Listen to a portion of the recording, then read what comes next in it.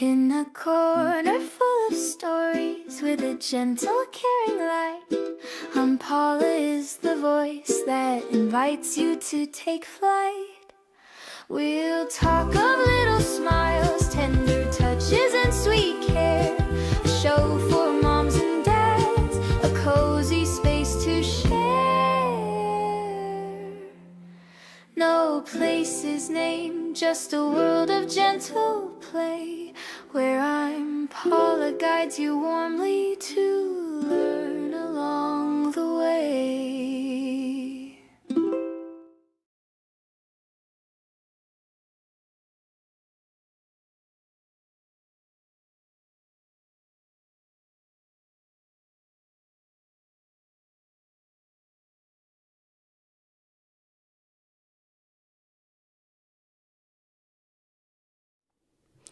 Hello, good evening, everybody. Good Welcome evening. back. Good evening, Paula. Hi, Lisa. How are you today? So good, very good. And you? I'm doing wonderful. I have everybody had a wonderful day today. And here we are in the second episode of Breastfeeding Support Group streaming live. And we really would like for you to connect and ask your questions. Today's topic, while we're waiting for our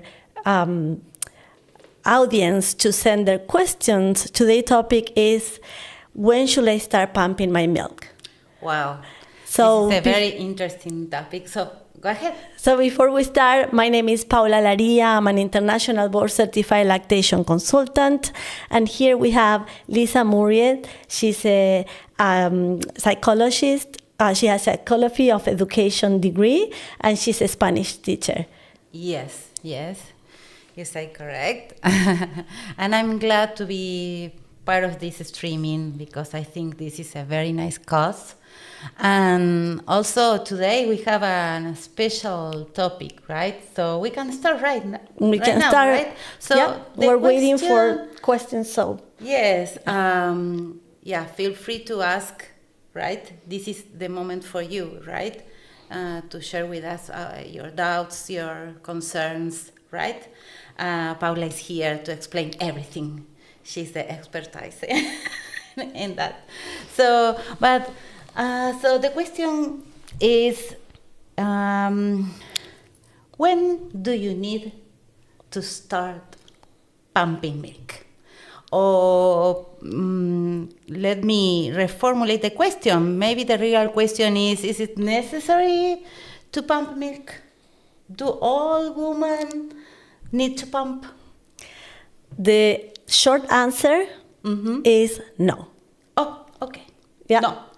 Even though nowadays mothers are very interested in this topic, many of my patients, they come to the office 2 or 3 days after the baby is born, and the first question is, when do I need to start pumping?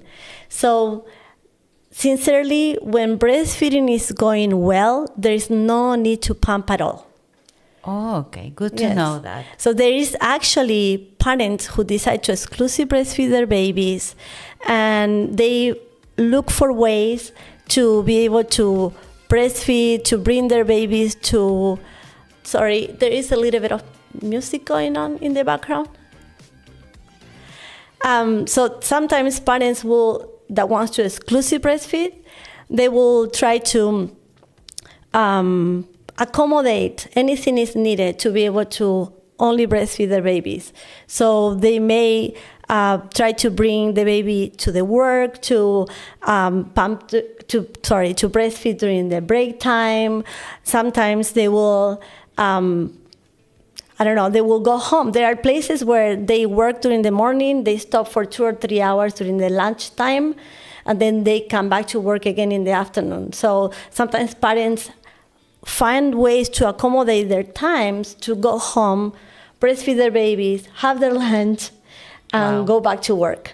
So when everything is going well and baby is breastfeeding properly, the baby will tell the parent how much milk they need to produce to be able to have enough supply for the baby. So it's not necessary to, start with pumping milk. Maybe, probably you don't need it. Probably yes. It But it's not really a- depends. So there are cases where parents need to start pumping because there is a medical condition or there is a separation. But there are cases of parents who want to exclusive breastfeed. They never pump, they never give a bottle, and those babies don't even know what is a bottle. Okay, so my question is why are moms so worried about starting to pump? Nowadays, there is a lot of different type of pumps, a lot of information about pumping, a lot of information about how to remove the breast milk, how to use the breast milk. When you go to the store, you can see hundreds of pumps online. If you look online, there are so many different type of models, pumps, different ways to use the pump, and all this extra information. So much promotion, publicity is so little information in women who exclusively breastfeed their babies. So there is a disbalance between the information about exclusive breastfeeding, the benefits of exclusive breastfeeding, or there are women that never saw a woman that exclusive breastfeed ever. Wow. But they do see a lot of information about pumping. There is people online posting about pumping, how to have an abundant milk supply, and so much information about one thing and so little information about other thing causes disbalance and a lot of confusion. I like to give an example to my patients or my clients. When I go to the store, Okay. when I go to the store, I see all these supplements, vitamins, minerals, and all this publicity about you have to take this vitamin, you have to take this mineral, and this and that. And sometimes I myself start thinking, maybe I need this. You see so much, it's right? Yeah, it happens to me. So it's like a confusing, do I need it? Do I don't need it? So which is better? With no, but at the end you think that you need it, right? Exactly. You see so many people talking about the topic, so much information about that, and so little about other things that you start thinking, well, maybe I need the pump. It's so much confusion about pumping that sometimes I go to some clients' houses and they have 2 or 3 pumps. Oh, wow. Just in case. Just in case. To be prepared with that. Yes. So that is good. In a way, it's good. In a way, if you really need it, if you're really pumping, thinking about that, it's okay. But again, it's not something that you have to have. You don't need to. You don't must pump to be able to breastfeed your baby. Yeah. You can breastfeed without a pump. You can inform about that, but that is not means that you have to buy everything, right? Or you think that you need it. Of course, It's good to know. It's good to know because there are situations in which you need a pump. There are specific situations in which you need it, which I think you're about to ask me something about regarding that. Oh, okay. Well, I read online that to produce more milk, I need to empty the breast. And that's another. That's another a myth, like a misunderstanding, or it's real. What is that? It's a little bit of everything. Okay. Okay. So when we are exclusive breastfeeding and everything goes well, baby is breastfeeding well, baby will tell the parent how much milk the parent needs to produce. So baby will help. There's no machine that will be better than a baby that is breastfeeding well to stimulate the breast to let you know how much milk you need to produce. That is amazing. Yes, So, we're trying. God. Actually, what we're trying to do with the pump is to simulate a baby feeding to make it look as much similar to the baby work, right? So in that case, if baby is breastfeeding well, it's not needed, right? Okay. But there are other cases in which parents want to do both. They want to do breastfeeding and some bottles, but they don't have a rush to start bottle feeding.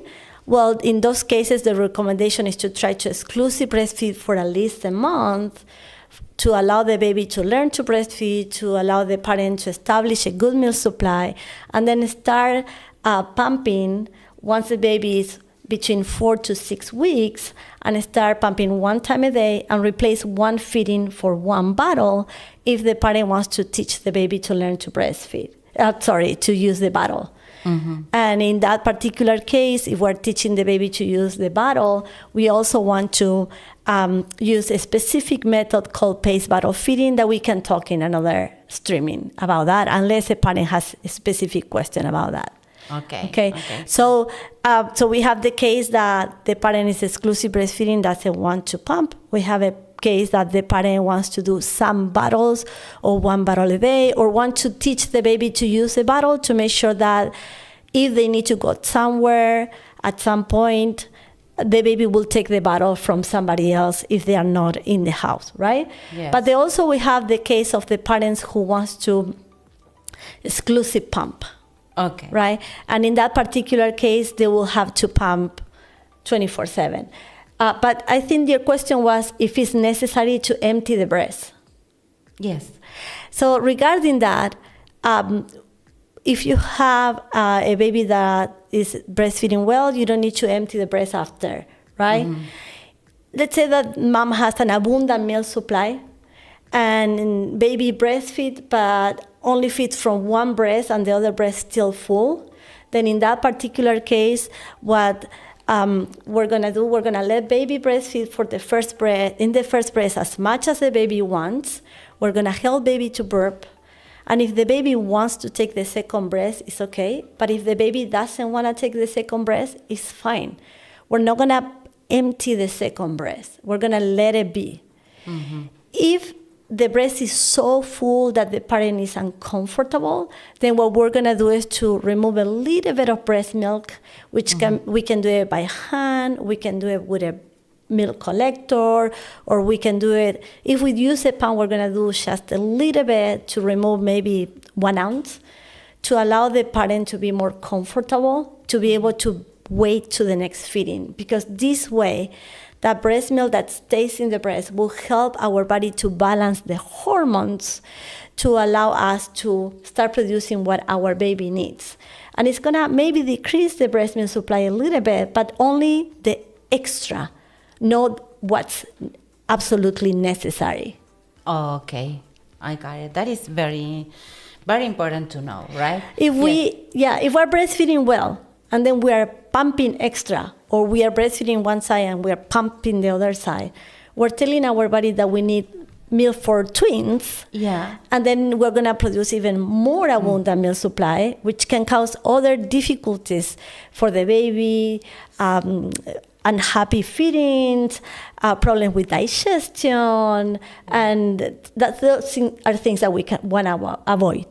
Exactly. So it's important to understand that it's a process, because we are saying that, and it's a process and it takes time.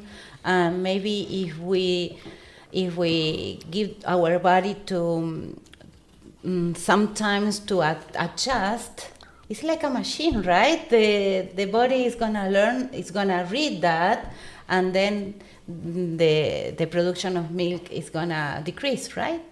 Exactly. If we have overabundant milk supply, we don't need it, right? And we want to allow the body to adjust to what baby needs, so baby can have a more balanced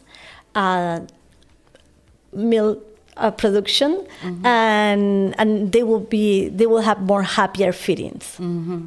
Yeah. Okay. So I have another question, Paula. I don't know if it was clear for those who want to pump. When is recommended to start? To start pumping? To start pumping. So I think you'll explain a little bit, but But we're going to be a little bit more clear about it. Okay. Yes. If the mom only wants to pump, yes, this mom decided during the pregnancy that the only thing that she wants to do is to exclusively pump and bottle feed her baby. Okay. In this case, we're going to start pumping right away after the delivery of the baby. And because babies eat about 8 times in 24 hours, then this mom will have to stimulate the breast 8 times in 24 hours. So initially, this mother will need to do a combination between pumping and hand expressing. And then usually the breast milk will be established in between a month. At that point, or later on, there is a chance that she can work it out in a way that she can maybe pump 6 to 8 times in 24 hours. But initially, it's important to have a good stimulation with a proper pump to be able to simulate to what a baby will do during the first month of life, right? Okay. So this is for a mom that wants to exclusive pump. As I said before, for a mother who wants to do breastfeeding and bottle, we're going to try to exclusive breastfeed for the first month of baby life. And then we're going to try to start replacing one feeding for a bottle. So in this case, the mom will replace that feeding for a pumping session, and she will be able to give that bottle, or somebody else in the house, maybe the father or the support person, anybody else can give the bottle, right? But for those mothers who need to go back to work or back to study, and they will need to pump 3 to 4 times a day, in those cases, it's important for them to make sure that they don't miss that opportunity from week 4 to 6 to start introducing the bottle to the baby, 1 or 2 bottles a day, and then start getting ready for going back to work, which will be the topic for the next streaming. Oh, yeah, see, Paula. Okay. So I'm thinking that here we got a general rule that I read here. Every time the baby gets a bottle, the mother should pump. Exactly. Every time baby gets a bottle, this is an opportunity that we miss to breastfeed. So that means that if baby wasn't breastfeeding, then the mother needs to remove the breast milk to be able to continue producing breast milk and getting that information, the stimulation, right? Okay. So I'm here a question, Paula. Based on the rules, what type of pump do I need? What types of pump? Because there are a lot, right? I didn't know that when I have my kids, but well, there's a difference between the time that we have our kids and right now, right? Yes. Yeah, when we have our we kids, didn't have that information, and we didn't have so many variety of pumps and all these flanges and all these things, right? Yeah. It really, the type of pump, it depends on the needs, right? Okay. If I'm a parent who needs to be separated from the baby from the very beginning, and I need to exclusive pump, and I need to use the pump to stimulate my milk supply, or either for separation or because this is my desire, this is my wish, exclusive pumping, then I need to get a very specific, like hospital grade pump that I can use 8 times a day. Just at the beginning, or? From the beginning. From the beginning. Right? Yeah. If we're going to be exclusive pumping, we need a hospital grade pump that can be used 8 times in 24 hours. Okay. So this is a type of pump that is going to help me to increase the hormones, to increase the milk supply. Yeah. Right? If I'm going back to work, then ideally I will get one of those personal electric pumps that usually are small. Personal electric pumps. Wow. And those are simple or double, but double will be better because in 15 minutes you're done. So you're pumping both breasts at the same time and you're done. You usually have a break at work to be able to pump. So here in the United States, parents are protected by law. If they are breastfeeding their babies, they can have 2 extra 10 minutes to add to the breaks. So let's say that you have a shift of 8 hours, right? In those 8 hours, you usually have 15-minute break, half an hour lunch, and another 15-minute break. So you can add an extra 10 minutes to those 15-minute breaks to be able to pump at work. Oh, okay. Okay. So coming back to the type of pumps, double personal electric pump will be ideal. Usually it's small, it's lightweight. In the cases of returning to work, right? In the case that you're going back to work, you're going to be pumping 3 to 4 times a day, or going back to school, and you want something easy and fast and efficient. That will be a double electric personal pump, which most of the time will come in a special bag, and it has a cooler to be able to keep the milk refrigerator until you come back home, and everything that you need will be in the same package most of the time. Again, make sure that you check the reviews from other people, or ask friends or families or relatives, which is the pump that you like the most. Because not all the electric personal pumps have the same efficiency, and some of them out there can be very cheap but not necessarily remove the breast milk from the breast properly. Okay, so make sure you read the customer reviews before you buy your pump. Also, some insurance, not all the insurance, but some insurance will cover for the pump. Oh. Okay? So if you have a medical insurance, one of your homework for this week will be to call your insurance, the number that you have behind the car, and call them and tell them that you're expecting or that you have your baby and you want to know how to get the pump when you need it. So very important to do that things, meanwhile you are expecting, right? The more the more that you can do is better, right? So the more that you can do before the baby comes, better, because at that time it's crazy, right? Yeah. When the baby's at home, it's very challenging to try to learn new things or get new things. So the more you can learn through the pregnancy or do, better. Yes. At that time, I think maybe you forgot everything, right? What you learned, or you think that you forgot. Don't forget that there are lactation consultants out there that can help you. That's the most important thing that I need for you to remember from every single one of these classes, right? That you can always ask for help. And if you are pumping 1 time a day or every 2 to 3 days, because you only want to give 1 bottle once in a while, it will be you can use a hand pump, or you can use, if you have an abundant milk supply, you can use a breast milk collector. And that sometimes is enough to be able to collect milk for 1 bottle, and you don't need to be pumping or buying any extra things. Okay, good. But, I have a but, I have one more thing, is that even though hand pumps, you need to work with your hands and do everything to remove the breast milk from the breast, I know a lot of cases of parents that do not like any electric pump at all, and they want to use a hand pump because they can have absolute control in everything they do. And some of them, they get so good at removing breast milk from the breast with the hand pump that they do it faster than a machine, electric machine. Wow. So this is good too. This is wonderful. Yes, this is wonderful. Yes, I think I understand that. Yeah. So it hurts because I never used that.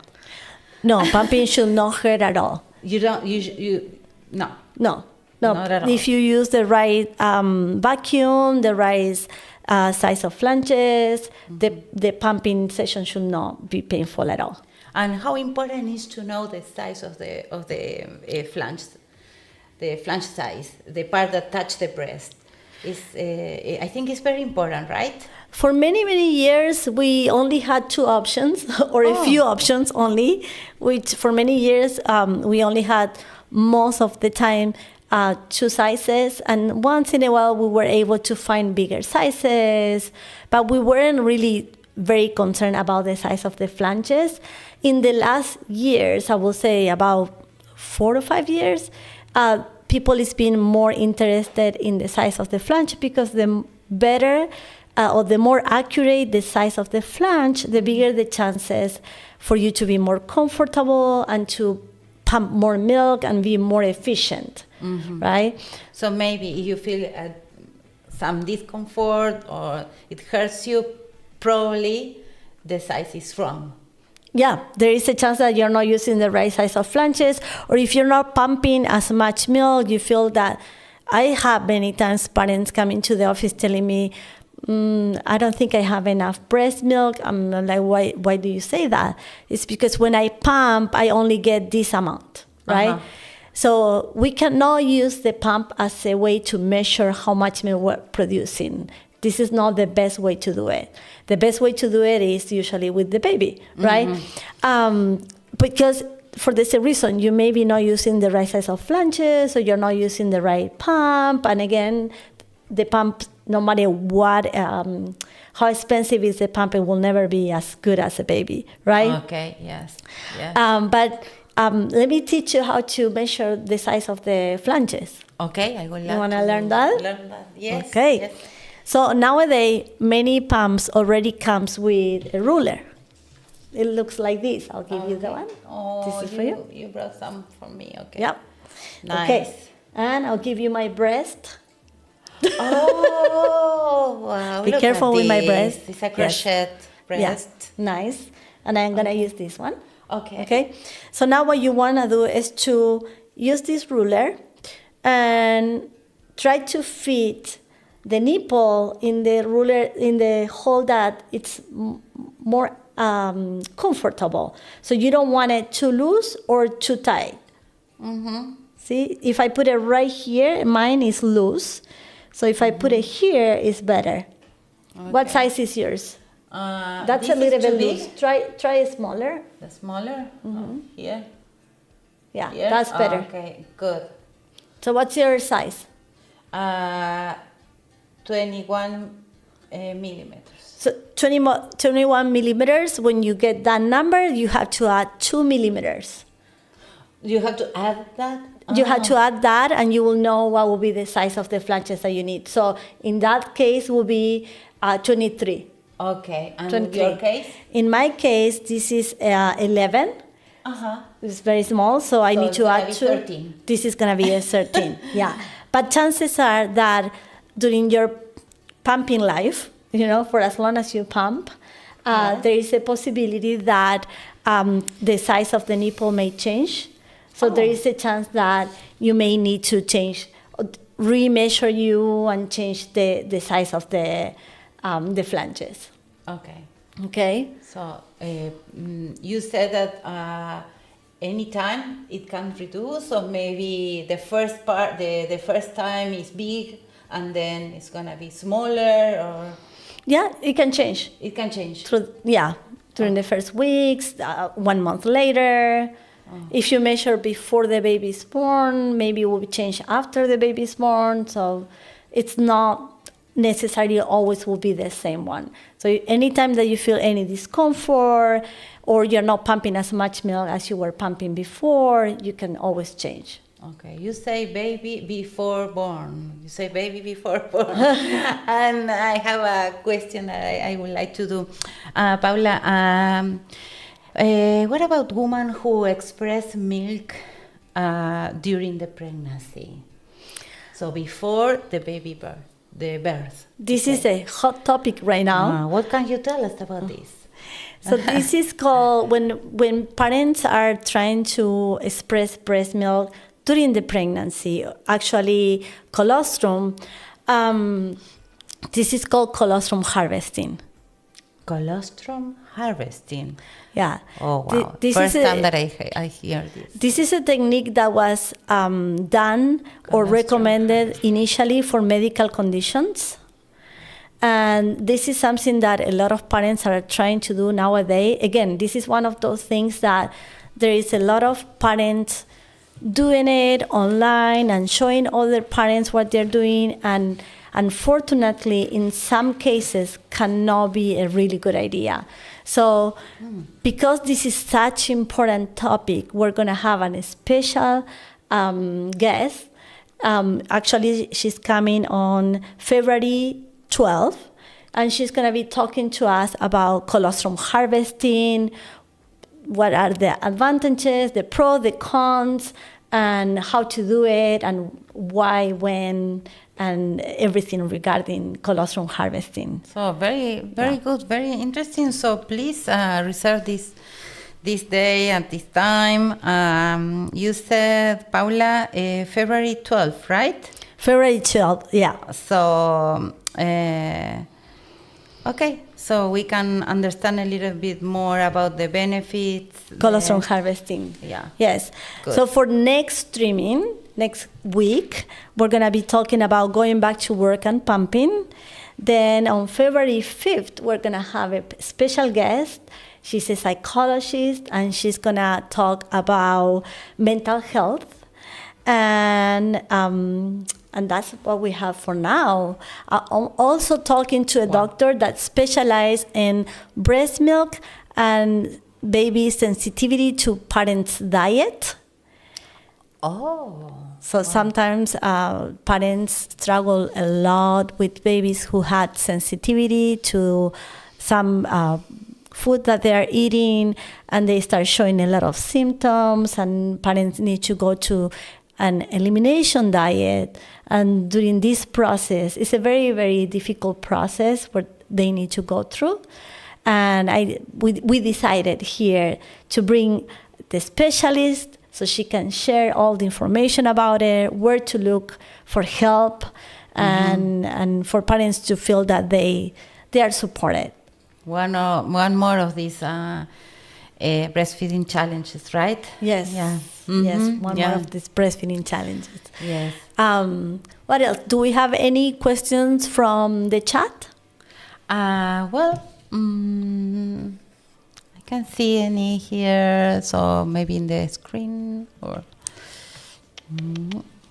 Okay, we can talk about when we remove the breast milk from the breast. How do we use it? Okay. Breast milk is good at room temperature up to 4 hours. And these are recommendations from the CDC. It's good in the refrigerator for 4 days. And it's good in the freezer for 6 to 12 months. 6 to 12 months. Yes. So for sometimes parents will say, well, I only breastfeed for 4 months, but I have breast milk in my freezer. So much breast milk in my freezer that I ended using it for 1 or 2 months more, and I ended breastfeeding for longer time, giving breast milk to my baby, right? Okay. Yeah. So once that you get the breast milk from the freezer, to use it, you need to thaw it in a container with warm, lukewarm water.